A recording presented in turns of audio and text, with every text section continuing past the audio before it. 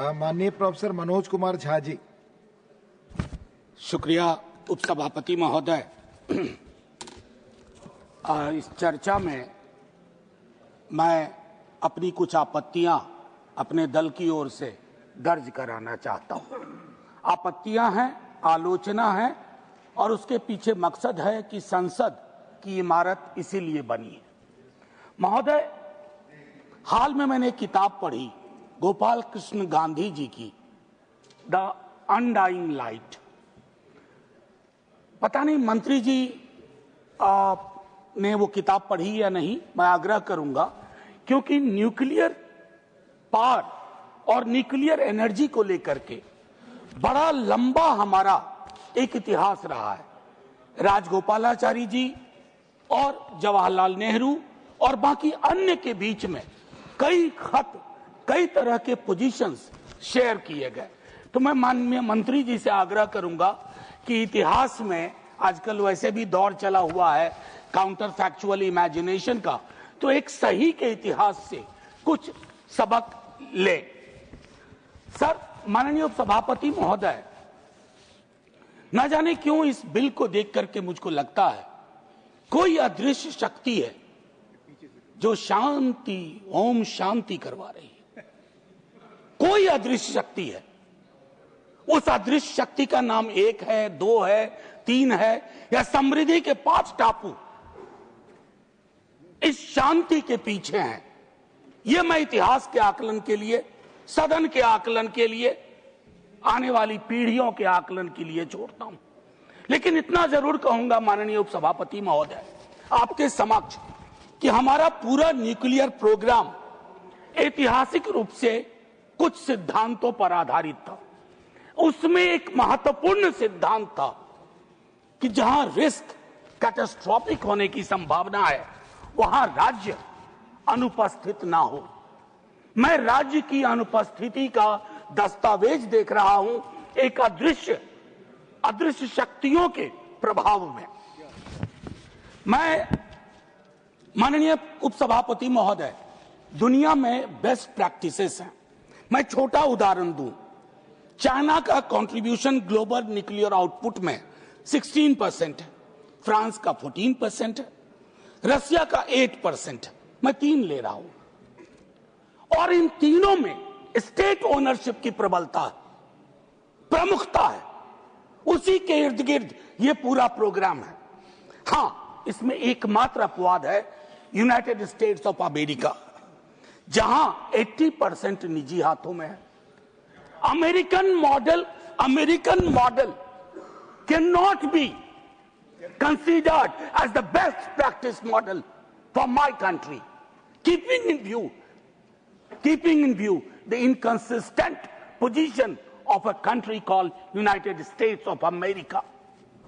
अगर कोई अपमान होता है तो वो पक्ष का नहीं, हमारा भी होता है, इस देश का अपमान होता है। तो हमें वो चीजें रखनी चाहिए थी। क्या हमने इसका जियोपॉलिटिकल कॉन्सिक्वेंस सोचा? जियोपॉलिटिकल कॉन्सिक्वेंस क्या है? मैं आपको एक छोटा उदाहरण देता हूं। हमारी जो जानकारी है मीडिया के माध्यम से, अखबारों के माध्यम से, बीते कई वर्षों में फ्रांस और रशिया के साथ हमारी बातचीत चल रही थी स्टेट ओनरशिप के मॉडल को और प्रबल बनाने की और प्रखर बनाने की और ताकत देने की चल रही थी बातचीत। इसके दस्तावेज है। उस पर यह विराम लगा देता है, ना जाने कैसे।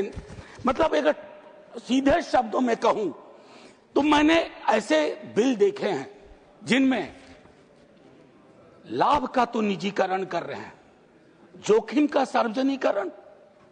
क्या यह उचित है भारत की जनता के लिए, भारत के नागरिकों के लिए? मैं कई बार इस सदन में कह चुका हूं उपसभापति महोदय, कोई सरकार अमृत पी के नहीं आती है। हर सरकार का एक आखिरी दिन होता है। लेकिन इस तरह की चीजें अगर हम कर जाएंगे, इसके लिए डिलीट बटन आसानी से नहीं दबता है। ये ह्यूमन साइकोलॉजी में, ह्यूमन हिस्ट्री में डिलीट बटन का प्रावधान नहीं है। मैं एक चीज और कहूंगा माननीय उपसभापति महोदय, ट्रांसपेरेंसी के पूरे क्लॉज से पता नहीं क्या दिक्कत है।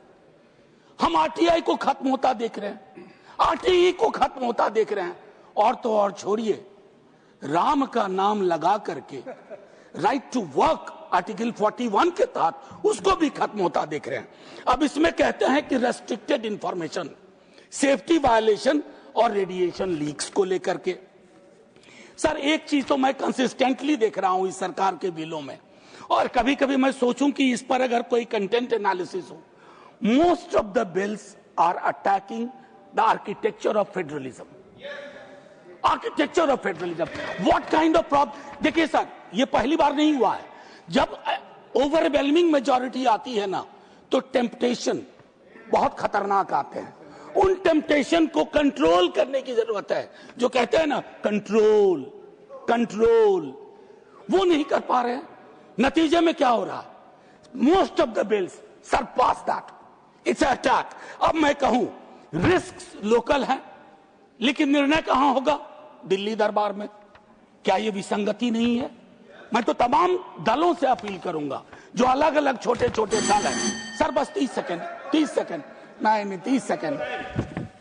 सर आप तो इतिहास के छात्र रहे हैं।